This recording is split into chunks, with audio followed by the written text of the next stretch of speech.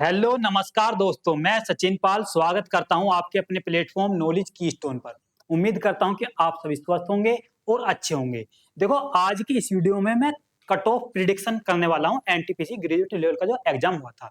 ठीक, हालांकि एग्जाम को तो हुए बहुत दिन हो गए, लेकिन मैंने सोचा बहुत बच्चों का डाउट है कि हमारा इतने पे सिलेक्शन हो जाएगा या नहीं।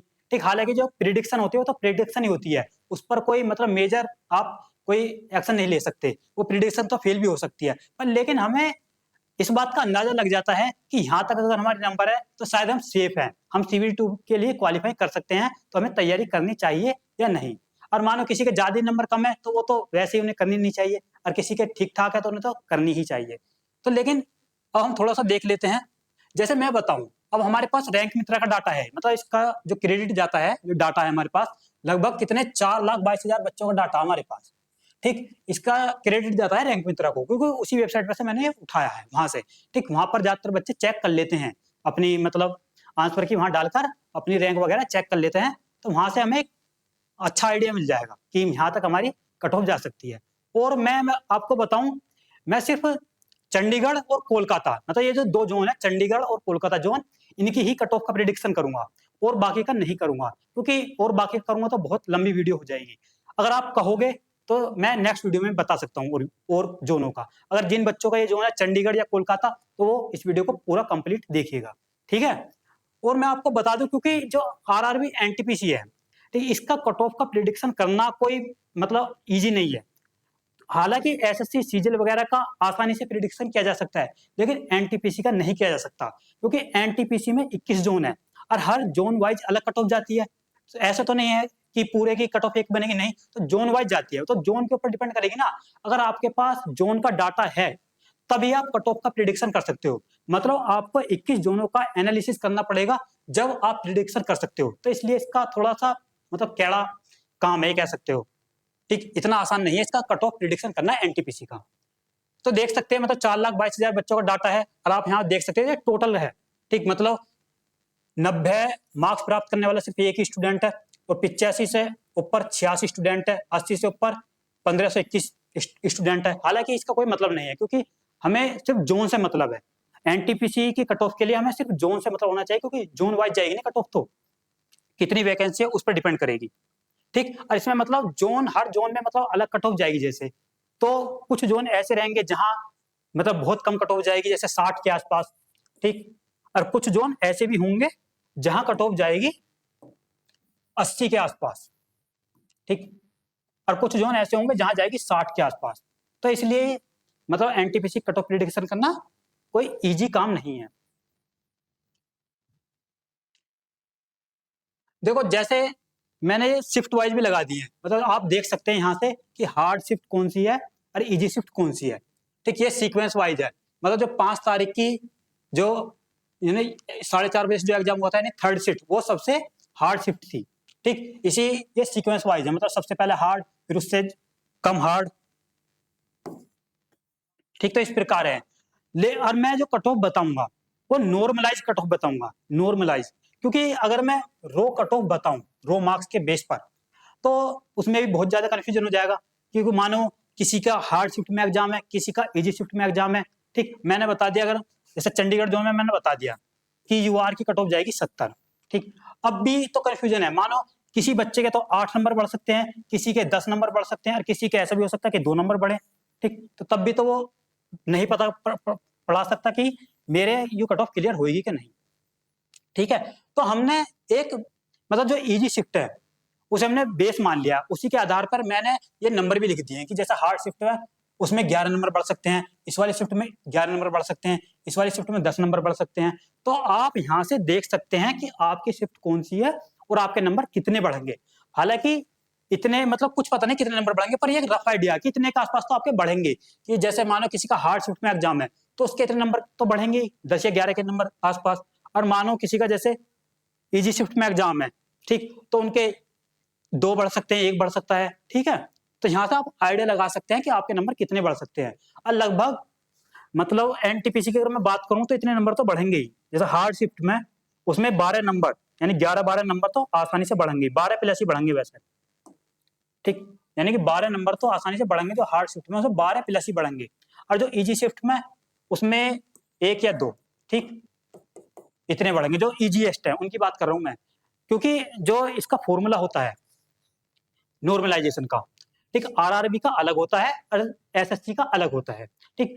और जैसे मैं बात करूं आरआरबी की, तो इसका जो नॉर्मलाइजेशन फॉर्मूला होता है वो कैसे वर्क करता है, हालांकि मैं पूरा डिटेल में तो नहीं समझा सकता, आपको बहुत ज्यादा टाइम लग जाएगा, बस आप सिंपल तरीके से समझ लो कि वो ऐसा सब काम करता है, जो इजी शिफ्ट है ना उसे बेस मान करके, ठीक। तो इसलिए आरआरबी मतलब जितने भी रेलवे के एग्जाम होते हैं, ज्यादातर बच्चों के मार्क्स बढ़ते ही हैं, घटते बहुत कम है, यानी कि बहुत किसी के रेयर चांस मिलेगा किसी के नंबर घटने को, मतलब हमें हमें देखने को मिलता है कि उसके नंबर घटे हैं, नहीं तो ज्यादातर मार्क्स बढ़ते हैं।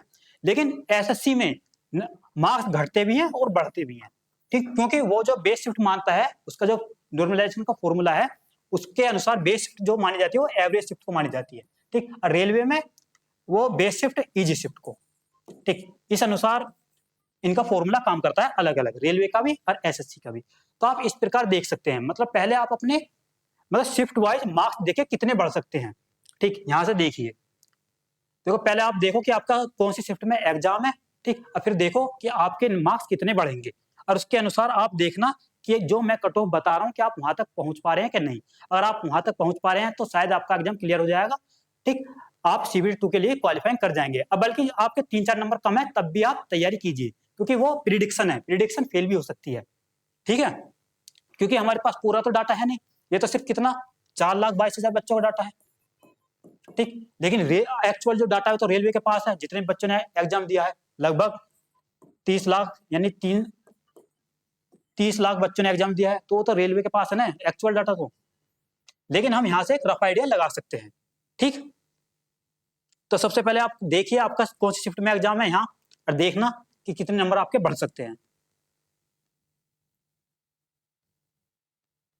ठीक। अगर मैं बात करूं देखो चंडीगढ़ की, ये चंडीगढ़ का डाटा है मेरे पास, कितना 30,837 बच्चों का डाटा है। और चंडीगढ़ में मतलब अब की बार ठीक ठाक कंपटीशन है, हालांकि ठीक ठाक ही रहता है चंडीगढ़ में तो, ठीक, लेकिन इस बार भी ठीक ठाक रहेगा।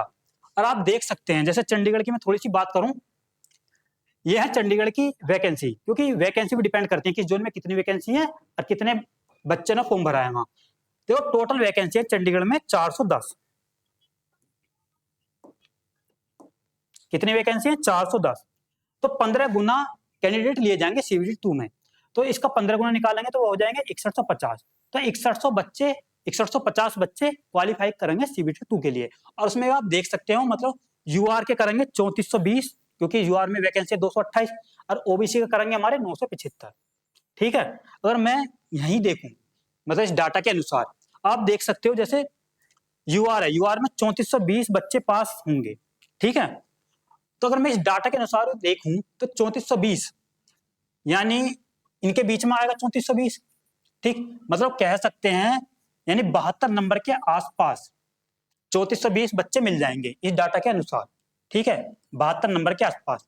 तो सीधा सा आप देख सकते हैं मतलब 72 नंबर से तो क्या कम कट ऑफ जाएगी यूआर की, ठीक। अगर रो मार्क्स के बेस पर भी मैं बात करूं, अगर किसी के 72 प्लस नंबर है तभी वो रो मार्क्स, तभी वो यूआर में मतलब सिलेक्शन ले सकता है यहाँ, तभी इसका चांसेस है। इससे अगर कम नंबर है तो मुझे नहीं लगता कि उसका हो पाएगा, ठीक। हालांकि बहुत टीचर बहुत कम कम कट ऑफ बता रहे हैं, ठीक है, कोई तो ऐसा मतलब 65 कट ऑफ बता रहा है कि 65 वाले भी क्वालिफाइंग कर जाएंगे, नहीं, ठीक, क्योंकि वो तो जोन वाइज, हालांकि किसी जोन में करेंगे भी, पर चंडीगढ़ में तो नहीं करेंगे बिल्कुल भी, मतलब यहाँ तो यूआर की कट ऑफ तो 70 प्लस जाएगी जाएगी, और ओबीसी की भी 70 प्लस ही जाएगी, देखना आप। और आप देख सकते हैं जैसे ओबीसी में 975 बच्चे लिए जाएंगे, तो देखो ओबीसी में 975 में कहा मिलने हैं, लगभग यहाँ मिलेंगे, यानी कि ये भी मिलेंगे लगभग 72 के आसपास ही, 72-73 के आसपास ही मिल जाएंगे हमें 975 बच्चे। लेकिन इसमें कुछ बच्चे तो ऐसे होंगे जो यूआर में आ जाएंगे, क्योंकि जो यूआर में जो बच्चे लिए जाएंगे ये 3400 जो भी थे 3400 यानी 3420 बच्चे यूआर में लिए जाएंगे।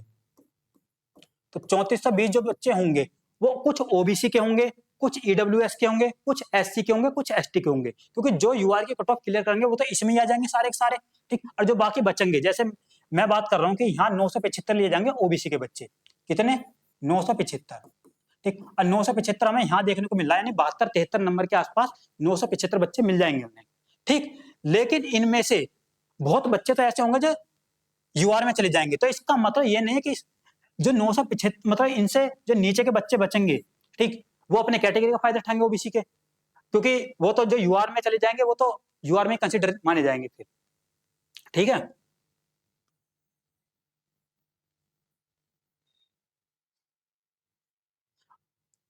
अब देखो थोड़ा सा मैं बताता हूं कि कट ऑफ क्या जा सकती है, नॉर्मलाइज, ये ध्यान रखना है, नॉर्मलाइज है। ये क्या है, नॉर्मलाइज कट ऑफ है।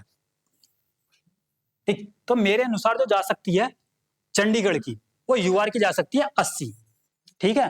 और एसटी की 70 के आसपास जाएगी, और एसटी की 67 के आसपास, और ओबीसी की 75 के आसपास। ठीक। और ईडब्ल्यूएस की 74।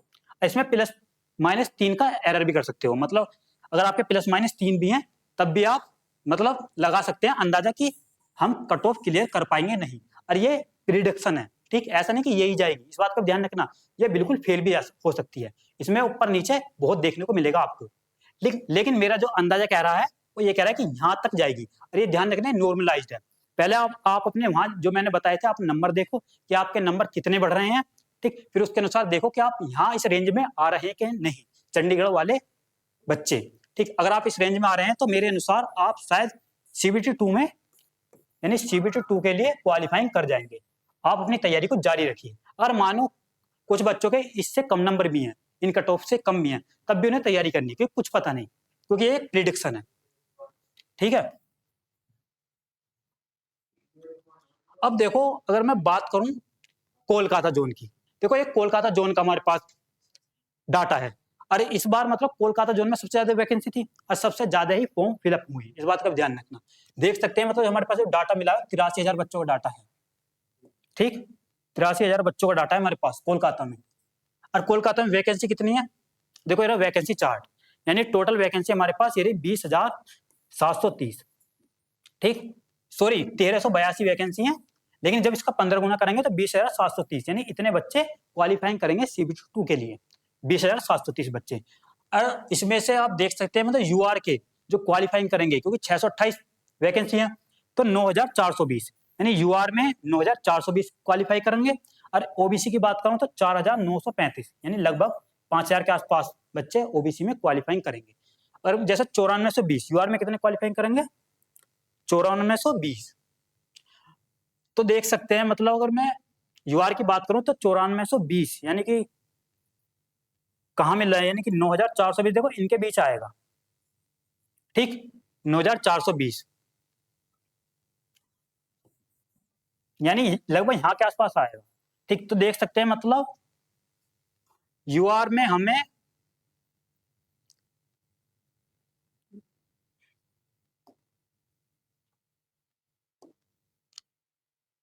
9,420, तो 9,420 जो देखने को मिलेगा वो यही मिलेगा, यानी कि कह सकते हैं आप इनके बीच में मिलेगा हमें। ठीक है। तो इसका मतलब इसमें तो सॉरी मैं यूआर यूआर के देख रहा हूं, मैं भी तो देख रहा हूं कि गलती कहां हो रही है, कि इतनी कट ऑफ तो कम जाएगी नहीं इसमें। ठीक। तो टोटल स्टूडेंट तो ये है ना। ठीक। तो यूआर में तो टोटल ही लिए जाएंगे जो भी है, मैं खाली यूआर देख रहा था, खाली जो जनरल वाले बच्चे हैं। देखो 9420 जो आएगा वो आएगा यहाँ पर आएगा, लगभग इनके बीच में आएगा। ठीक। कह सकते हैं नहीं 70 प्लस जाएगा इसमें, यानी कि 71 के आसपास, 71 या 72 के आसपास, यानी 71 या 72 नंबर के आसपास हमें इस डाटा के अनुसार ही मिल रहे हैं हमें 9420 बच्चे तो। ठीक है। और जबकि कुछ बच्चे तो ऐसे होते हैं जो जिन्होंने अपनी आंसर की चेक ही नहीं की, हालांकि ज्यादातर बच्चे जिनके अच्छे मार्क्स हैं वो अपनी आंसर की चेक कर लेते हैं इन वेबसाइटों पर, लेकिन जब भी कुछ बच्चे तो रह ही जाते हैं। ठीक है ना, क्योंकि ऐसा नहीं है कि हमारे पास ये पूरा डाटा है। तो यही मिल रहे हैं हमें 71 नंबर के आसपास तो इतने बच्चे, तो कह सकते हैं मतलब 71 से तो कम जा ही नहीं सकती यूआर की कट ऑफ, इससे तो कम जा ही नहीं सकती बिल्कुल। और मैं ओबीसी की बात करूं तो ओबीसी में 4,935, लगभग 5,000 के आसपास बच्चे लिए जाएंगे। तो 5,000 तो हमारे देखो यहाँ आएंगे इनके बीच में, यानी ये भी कह सकते हैं यानी 69 के आसपास, यानी 69 के आसपास आ जाएंगे बच्चे।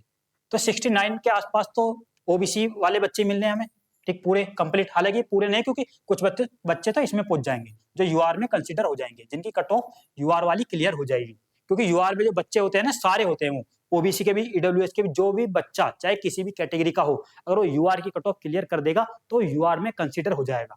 ठीक है, अब फिर वो मतलब अपनी कैटेगरी का फायदा, मतलब अपनी चाहे, मतलब अपनी कैटेगरी का, ऐसा नहीं कि वो अब आगे भी फायदा नहीं लेगा, मानो सीबीटी 2 में और उस पर अपनी कैटेगरी की कट ऑफ क्लियर होती तो वहां वो अपनी कैटेगरी की करेगा। ठीक है, लेकिन ठीक, तो देख सकते हैं मतलब रो मार्क्स के आधार पर ही आप अगर कैलकुलेट करो तो आपके 70 प्लस तो यूआर में ही चाहिए इस डाटा के अनुसार, रो मार्क्स के ऊपर, और यहाँ भी 69 प्लस ही चाहिए ओबीसी के लिए। ठीक, अगर मैं बात करूं रो मार्क्स के आधार पर। ठीक, अगर मैं इसके नॉर्मलाइज कट ऑफ की बात करूं, देखो मेरे अनुसार जो जा सकती है कोलकाता जोन की, वो ये जा सकती है, ये, ठीक है, ये नॉर्मलाइज्ड है, इस बात का भी ध्यान रखना। ठीक, यानी यूआर की कितनी जा सकती है, 78। ठीक, और एससी की 68, और एसटी की बात करूं तो 64, और ओबीसी की बात करूं तो 74। ठीक, और ईडब्ल्यूएस की बात करूं तो 73। अब प्लस माइनस 3 मैंने लिख दिया है, मतलब प्लस माइनस 3 भी अगर आपके नंबर हैं, ठीक, तो तब भी आप मतलब सीबीटी 2 के लिए तैयारी कीजिए। हालांकि अगर आपके 5 नंबर भी कम है तब भी आपको सीबीटी 2 के लिए तैयारी करनी है, क्योंकि ये प्रिडिक्शन है, प्रिडिक्शन कभी भी फेल हो सकती है।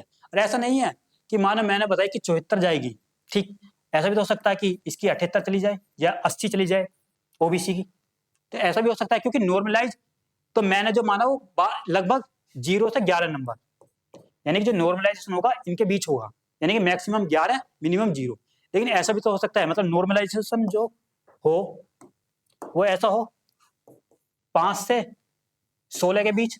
ठीक, मतलब जो इजी शिफ्ट है उसमें 5 नंबर बढ़े, जो हार्ड शिफ्ट है उसमें 16 नंबर बढ़े, तो तब यानी कि जितनी मैंने कट ऑफ बताई है उसमें आप सीधा सीधा 5 नंबर और ऐड कर लो, क्योंकि वो तो जो नॉर्मलाइजेशन आपको जितना मिल रहा है उस पर भी डिपेंड करेगा कट ऑफ क्या जाएगी आपको। ठीक है, अगर जो मैंने बताए मतलब इतने नंबर बढ़ सकते हैं आपके, उसके अनुसार अगर आप इस रेंज में आ रहे हैं तो आप निश्चिंत होकर सीबीटी 2 के लिए तैयारी कीजिए।